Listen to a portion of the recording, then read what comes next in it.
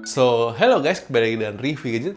Kali Review Gadget akan melakukan sebuah perbandingan Bluetooth speaker antara Sola Powerboom dengan Simbada CST889N.